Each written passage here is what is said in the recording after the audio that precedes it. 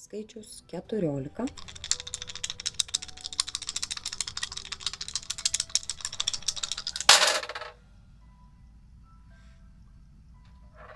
Taip, čia jum atsakymas yra dėja ne.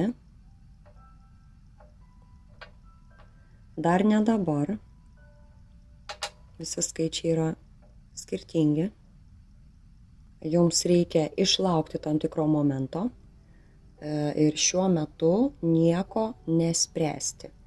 Jeigu tai susijęs su kažkokiu tai įvykiu, operacijos galbūt ar dar kažkokie dalykai, šiuo metu dar pakentėkite, palaukite, nesiimkite jokio veiksmo.